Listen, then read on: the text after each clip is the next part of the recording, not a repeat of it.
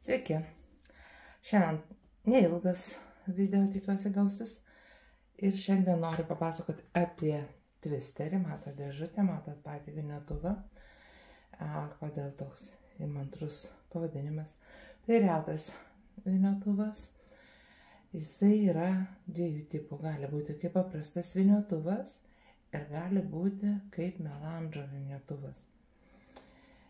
Dabar ir pažiūrėkime, išanalizuokime jo ypatumus. Dabar jis yra surinktas kaip twisteris, kaip melandžo vyniotuvas.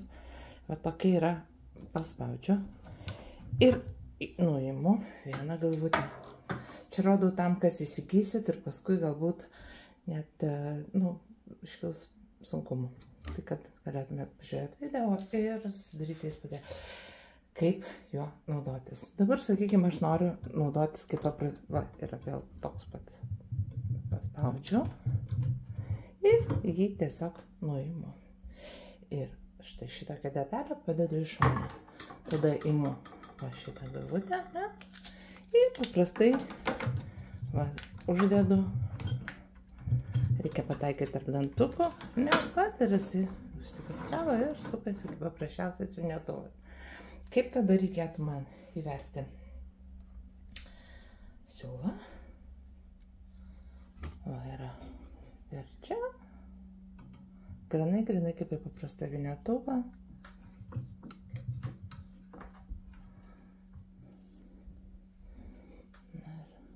Šitaip tolokai sėdžiu nepatogiai. Va ir jis tiesiog vynioja, ar ne, kada aš ir dvi spalvas susėmiau, jis tiesiog paprastai vynioja. Eina va iš viršaus. Žemyn neturiu darbe stovo, kuris aukščiau pakeltų.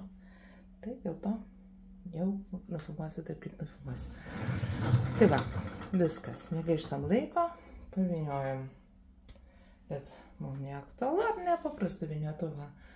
Praktiškai visas mezgėjas turi, bet čia yra du viename. Nuimu šitą siūlus, čia krananas tiesiog paprasčiausias, kurį aš naudoju pagalbinio siūlų mezgimui. Paspaudžiu šitą plokštelę ir išimu štai šitą detalę. Atgal įstatau twisterio, kad matytumėt va šitą. Reikia paspausti ir įtaikyti dantukus. Matot? Įtaikiu dantukus. Dabar imu antrą detalę, taip pat turi tokią pat plokštelę, kurią paspaudžiu ir uždedu ir pataikau va čia tarp dantukų. Matot? Va. Užsifiksavo. Dabar aš imu siūlus ir perveriu tik tais per viršutinę dalį. Tai yra čia. Ir tada aš įveriu va čia. Trauksiu toliau kamerą ir kad matytumėt sukimosi principą. Dabar mūsų vyniotuvas suksis daug lėčiau. Ir susisuka šitoje vietoje siūlas. Matot? Kad aš ranką prilaikau. Taip kaip atliktų virpimo ratelis, ar ne? Tokį susukimą galima išgauti. Ir tokiu būdu, nesvarbu kiek jūs spalvų sudėsite, jūs išgausite gražų melandžą. Ir siūlas nesisluoksniuos, kai jūs mėgsite iš keleto gijų. Jūsų siūlas nesisluoksniuos, neatsiras tokių kilpų, o jisai, va, matot, kaip gražiai susisuka. Pritrauksiu arčiau kamerą, kad tikrai žiūrėtumėt.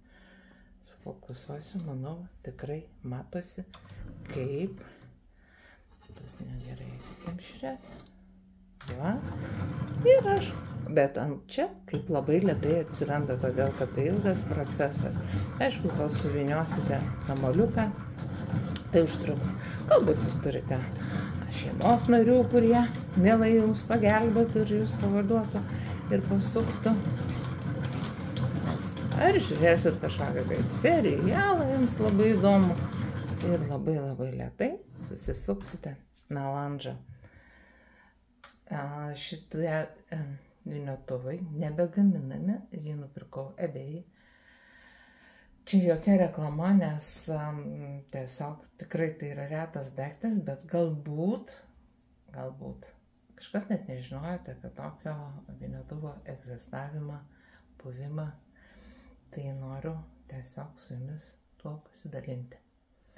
Linkiu visokeriopos sėkmės, visakame. Kaip visada su jumis buvo Daiva, iki malonaus.